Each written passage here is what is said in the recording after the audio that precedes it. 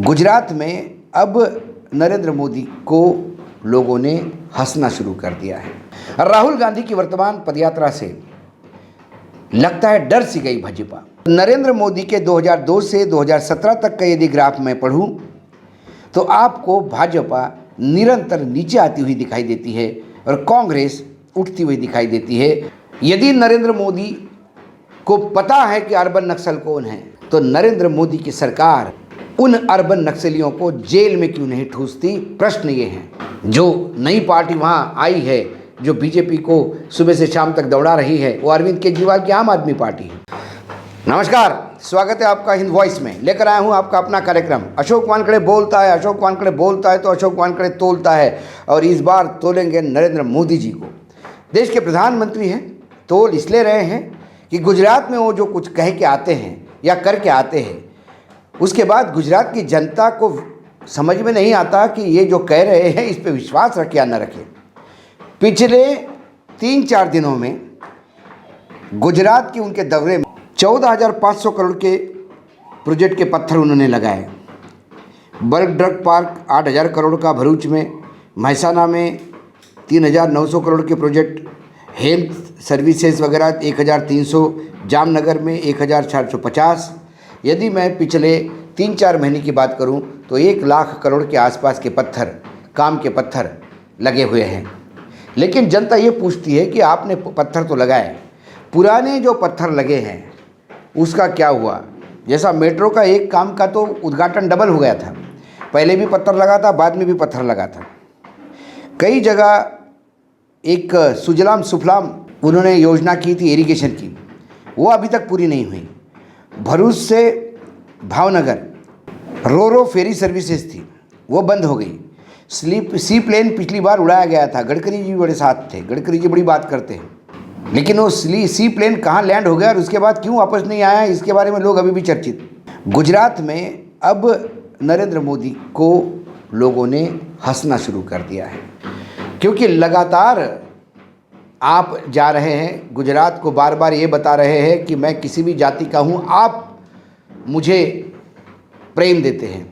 क्योंकि नरेंद्र मोदी जानते हैं कि पूरे गुजरात में वो डंके की चोट पे नहीं कह सकते कि पूरा गुजरात मुझे समर्थन करता है, क्योंकि गुजरात के लोग अपने सुपुत्र को जानते हैं, इसलिए उनका भी समर्थन करने वाले कुछ पॉकेट्स हैं। जो आदमी अपने आप को कभी ओबीसी कहता है, कभी गंगा का बेटा कहता है, किसी राज्य में जाके कुछ कहता है, किसी राज्य से अपना संबंध बताता है, वो गुजरात में कहता है कि जाति बगैर देखे आपने मुझे वोट दिया और ऐसा ही समर्थन देते जाइए। मैं गुजरात में नरेंद्र मोदी के समर्थन की बात आपको कहूँ तो बहुत हास्यास्पद लगेगी, जिसे बीजेपी सबसे बड़ा नेता मानती है, जिसे भारतीय जनता पार्टी ये नहीं कहते थकती कि उनके नेतृत्व में पार्टी विश्वगुरु बनने जा रही है। उस गुजरात में नरेंद्र मोदी का रिकॉर्ड क्या रहा, यदि मैं आपको बता दूं तो आप भी देखोगे हो क्या रहा है। और ये मीडिया ऐसी बातें सामने क्यों नहीं लाता, क्योंकि हमारा मीडिया कैसा है पता है आपको। हिंद वॉइस में हम धंधा नहीं करते, हिंद वॉइस हम एक मिशन के तहत चलाते हैं। 1995 में बीजेपी को 121 सीटें मिली थी। बीजेपी का वोट शेयर 42.5% था, कांग्रेस का 32.9%, और कांग्रेस को 45 सीटें मिली थी। उसके बाद 3 साल बाद ही चुनाव हो गए 1998 में। बीजेपी को फिर 117 सीटें मिली, कांग्रेस की सीटें बढ़ के 53 आई, कांग्रेस बीजेपी की घटी। बीजेपी का वोट शेयर 44.8 हुआ और कांग्रेस का भी 34.8 हुआ। 2002 गोधरा के बाद जो ऐतिहासिक विजय नरेंद्र मोदी को मिली, उस विधानसभा चुनाव में, मतलब नरेंद्र मोदी के नेतृत्व में लड़े गए विधानसभा चुनाव में 126 सीटें भाजपा को मिली। उनका मत प्रतिशत 50% तक बढ़ा। कांग्रेस 51 सीटों तक रही और 30.3% उनका वोट शेयर रहा। अब 2002 में जब हिंदू हृदय सम्राट नरेंद्र मोदी सत्ता में आ गए और विकास की बात करने लगे, उन्होंने इतना ज़बरदस्त विकास किया कि 2007 में 126 से उनकी सीटें 117 रही, कांग्रेस की बढ़ के 59 रही। 5 साल बाद 2012 में नरेंद्र मोदी फिर नीचे आ गए 116 पर और कांग्रेस फिर ऊपर उठी है 60 पर। 2017 में नरेंद्र मोदी 99 पे 2 आंकड़ों में सिमट गए और कांग्रेस 77 तक बढ़ी। तो नरेंद्र मोदी के 2002 से 2017 तक का यदि ग्राफ मैं पढ़ूं तो आपको भाजपा निरंतर नीचे आती हुई दिखाई देती है और कांग्रेस उठती हुई दिखाई देती है। जिस कांग्रेस का संगठन खत्म हो गया है, जो कांग्रेस पप्पू चला रहा है, जो कांग्रेस मरणासन्न स्थिति में है, जिस कांग्रेस मुक्त की भारत की बात करते हैं, क्योंकि गुजरात की तासीर कांग्रेस की है और गुजरात रूरल में खासकर ग्रामीण क्षेत्रों में कांग्रेस का ज़बरदस्त तरीका है। राहुल गांधी की वर्तमान पदयात्रा से लगता है डर सी गई भाजपा, क्योंकि नरेंद्र मोदी जी ने जो बात कही वो बहुत हास्यास्पद है। उन्होंने कहा कि कांग्रेस को हल्के में मत लो, कांग्रेस बड़ी चुपचाप ठंडी ताकत से, मुझे गुजराती शब्द यूज़ किया उन्होंने, मतलब बिना किसी को पता पड़े गांव गांव में प्रचार कर रही है, कांग्रेस को हल्के में मत लो। कांग्रेस खटला परिषद कर रही है। खटला परिषद माने खाट पे चर्चा, जो यूपी में हुआ था। वो उत्तर प्रदेश में लोगों को लगता था कि प्रकाश पीके ने बड़ा नया आयोजन किया, लेकिन पीके भी कॉपी कर रहे थे इसी गुजरात के कांग्रेसियों की। जब माधव सिंह सोलंकी ने खाम को जन्म दिया, मतलब क्षेत्रीय हरिजन, आदिवासी और मुस्लिम, इनको इकट्ठा करके 149 सीटें कांग्रेस के लिए लाई थी। वो रिकॉर्ड आज तक कोई तोड़ नहीं पाया। कांग्रेस खाम की तरफ तो नहीं जा रही है, खटला परिषद तो नहीं कर रही है। ये अब सपने में आ रहा है, क्योंकि रोज़ आपके हाथ से ये बात समझ में आ रही है कि गुजरात में जो स्थिति आपको लगती है वो उतनी सुदृढ़ नहीं है। उन्होंने कहा कि अर्बन नक्सली आ रहे हैं, आदिवासी भाइयों को बरगला रहे हैं। यदि नरेंद्र मोदी को पता है कि अर्बन नक्सल कौन है, तो नरेंद्र मोदी की सरकार उन अर्बन नक्सलियों को जेल में क्यों नहीं ठूसती? प्रश्न ये है। जब विरोधियों को विरोध करने के लिए आपके पास कुछ नहीं होता, या अपने क्या किया, खुद स्वयं की ताकत क्या है ये बताने की आपके पास कोई पूंजी नहीं होती, तो फिर आप विरोधियों को नाम रखना शुरू कर देते हो।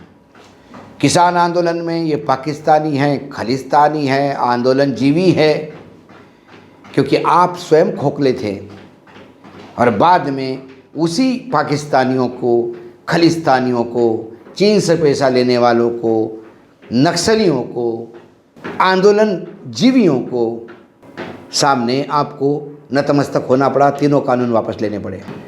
यदि आप नक्सल किसको कह रहे हैं, अर्बन नक्सल आपको पता है गुजरात में घूम रहे हैं, फिर 27 साल से गुजरात में बीजेपी है, वो क्या कर रही है? ये अर्बन नक्सल कैसे पनप रहे हैं?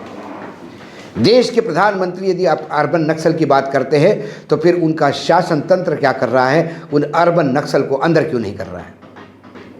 या फिर आप सिर्फ बदनाम करने के लिए बोल रहे हो?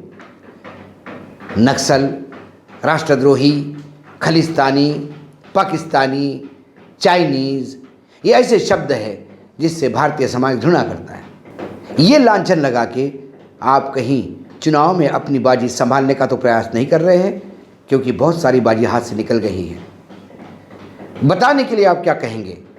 गुजरात के बेरोजगार युवकों को आप क्या कहेंगे? बढ़ती हुई महंगाई को क्या कहेंगे? आज मूंगफली का तेल जो गुजरात में सबसे ज़्यादा खाया जाता है और गुजरात में जिसका सबसे ज़्यादा उत्पादन है, वह मूंगफली का तेल 3000 का लिमिट क्रॉस कर गया। यानी 1 किलो तेल 300 रुपये से ज़्यादा की कीमत मांग रहा है। यदि खाने का तेल 300 रुपये हो जाए तो फिर ऐसे में खाने वाला वो उपभोक्ता अपने प्रधानमंत्री की आरती उतारेगा या फिर उन्हें बाहर का दरवाज़ा दिखा देगा। ये डर सता रहा है, इसलिए बार बार कहा जा रहा है कि कांग्रेस बड़े धीरे से काम कर रही है। अरविंद केजरीवाल अर्बन नक्सल है, क्योंकि वहाँ कांग्रेस तो अर्बन नक्सल नहीं है, इतने दिनों से गांव में काम कर रही है। जो नई पार्टी वहाँ आई है, जो बीजेपी को सुबह से शाम तक दौड़ा रही है, वो अरविंद केजरीवाल की आम आदमी पार्टी है। तो क्या आप उसे अर्बन नक्सल कह रहे हैं? यदि आप इन दोनों को अर्बन नक्सल नहीं कह रहे हैं, तो फिर आपकी जहाँ सत्ता है 27 सालों से, 8 सालों के केंद्र में आपकी सत्ता है, अमित शाह जैसे धाकड़ गृह मंत्री है, उनके होते हुए अर्बन नक्सल गुजरात में पनप कैसे रहे हैं, इसका जवाब भी तो आप ही देंगे साहब। इसलिए आपको तोलना पड़ रहा है, या वाकई कुछ चीज़ें हैं या ये फिर आपके मन की बात है, ये तो समय बताएगा। लेकिन राहुल गांधी की पदयात्रा और अरविंद केजरीवाल के हमलों ने भारतीय जनता पार्टी को गुजरात में लहूलुहान कर दिया है। प्रधानमंत्री हर दूसरे दिन गुजरात में पाए जाते हैं, हज़ारों करोड़ लाखों करोड़ की ये परियोजनाएं के पत्थर लग रहे हैं, लेकिन गुजरात की जनता की समस्या पे कोई कुछ बोल नहीं रहा है। ये बड़ा अहम सवाल है। आज इतना ही, फिर आऊँगा आपके सामने कोई नए विषय के साथ। तब तक के लिए नमस्कार, देखते रहिएगा हिंद वॉइस।